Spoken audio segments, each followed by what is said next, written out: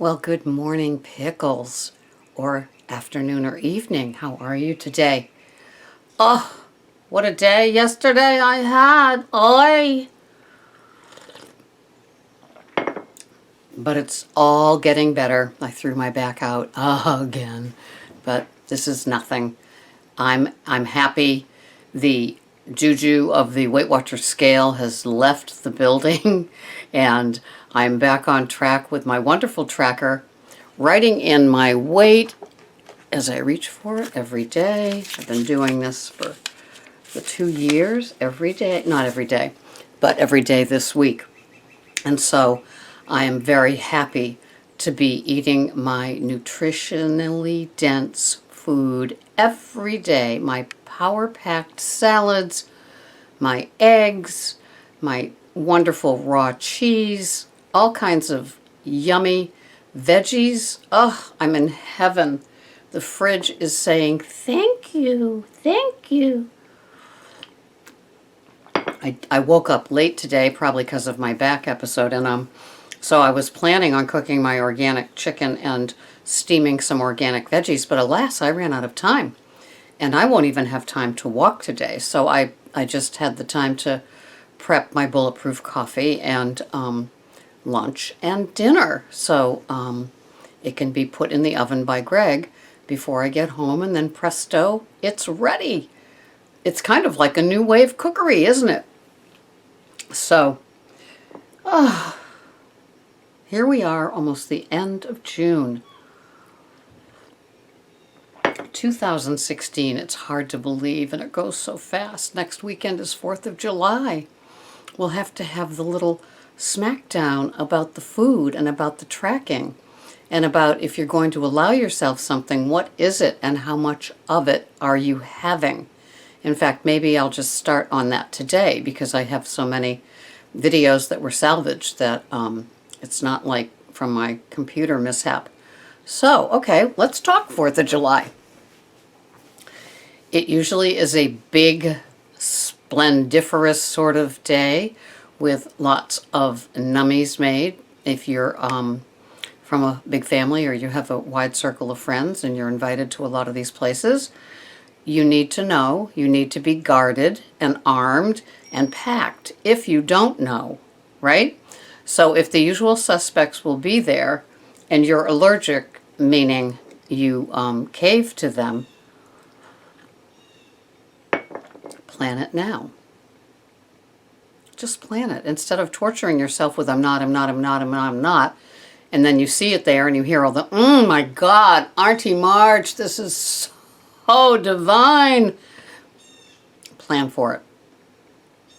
And don't beat yourself up about it. Enjoy it in the portion that a normal person would have. And then don't go back for seconds. Hopefully, you'll be able to sit down and enjoy your meal rather than standing and talking and gulping in air, which only adds to the feeling like a bloated whale, right? And watch the beverages. It's important to drink water if you're out in the sun, but drinking all those carbonated beverages, they could have, that bloating thing too. So I'm just trying to take care of you as you jolly on off to all of your events. I'm working that day, so what else is new? You know, if it's a holiday, I'm working, right? That's pretty much been established in my CV. She works on Sundays and holidays, but that's okay. And so if you're going to have that corn on the cob, be prepared to spend 4 or 5 points for it. Maybe if you broke it in half and enjoyed it slowly, it would still have the same satiating effect as eating the whole thing and cutting your carbs in half, so then you can allow some of the other things.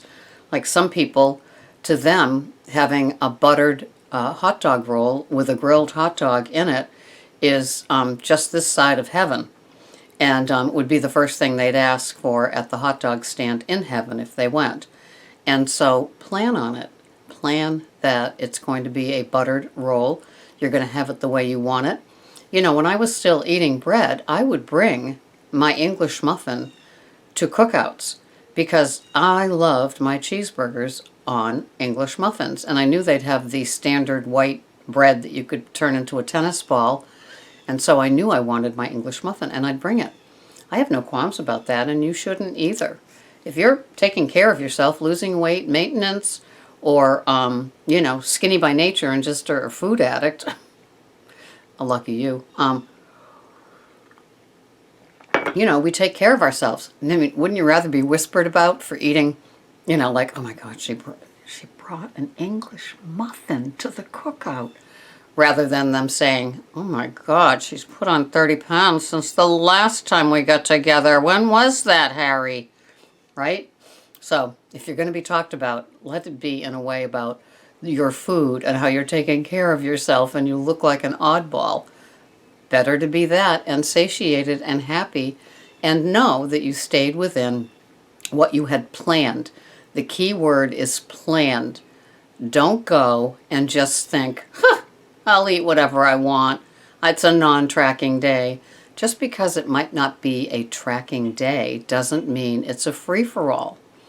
We talk about FOMO here, fear of missing out. For some people, the fear of missing out means everything at a cookout they eat because they fear they're missing out on every single wonderful, tasty thing, and the crap too, because you will find CRAP at cookouts.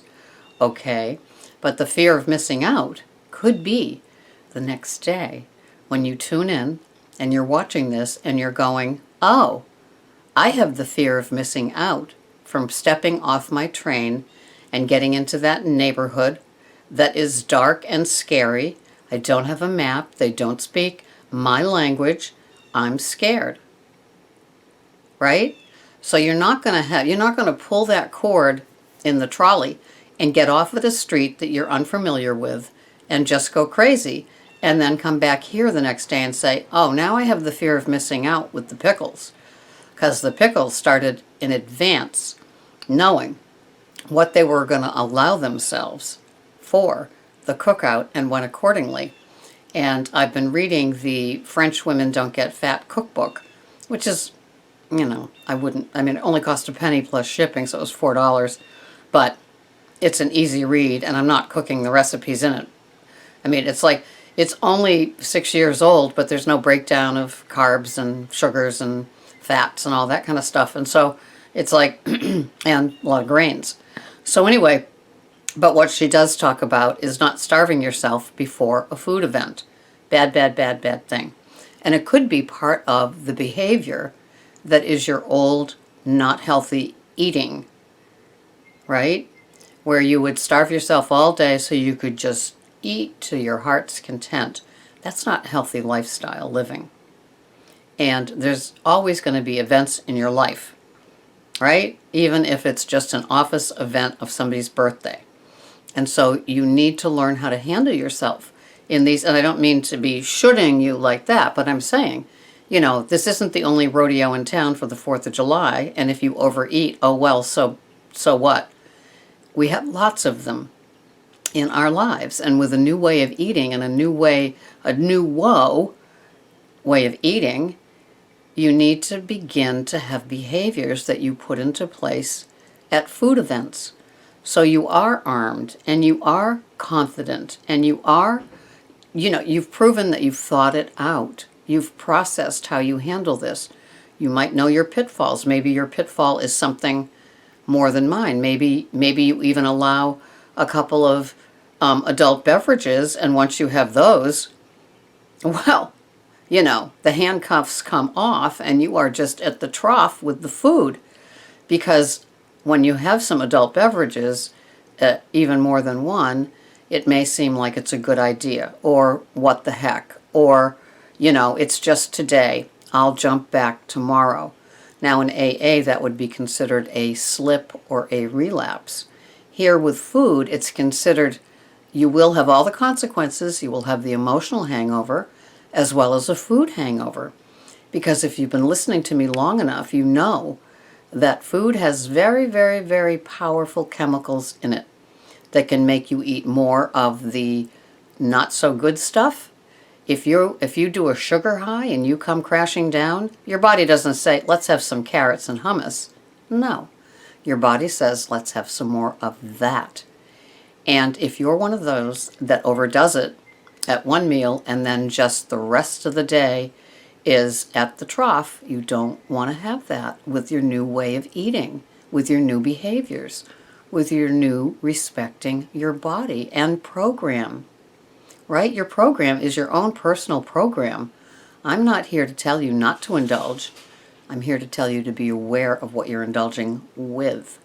So think about it. This may not be the last video about this holiday coming up and how you're going to plan for it in your own special way. Not a way that a Weight Watcher leader says, not a way that Sarah, Pearls of Wisdom, says. No, it's the way that you say it, the way that you line it up. Whether you're going to track and be rigid and maybe not have much fun, or you're going to allow a no tracking day, but you are not going to lose all abandon. And I know what that feeling is. I know what that food ecstasy feeling is.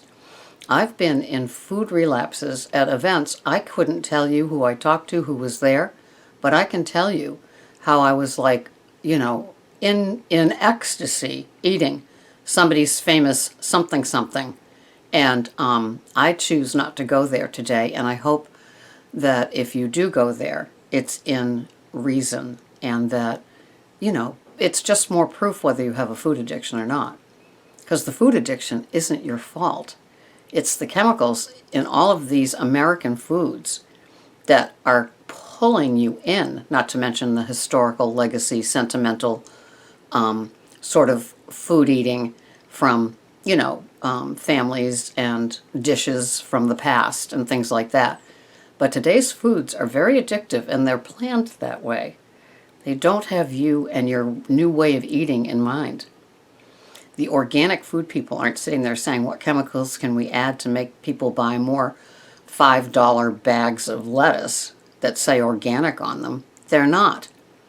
Their money goes into how are we going to raise these darn things without the pesticides and Mr. Monsanto, right? So, think. Use this up here. Don't switch off the switch. Enjoy yourself, but try to do it within reason. And if you can't do it within reason, then there's some more proof that you might have a food addiction and that you need to listen more closely to what we talk about. Have a wonderful day. This has been Sarah, Partial Smackdown. Thanks for watching. Bye-bye for now.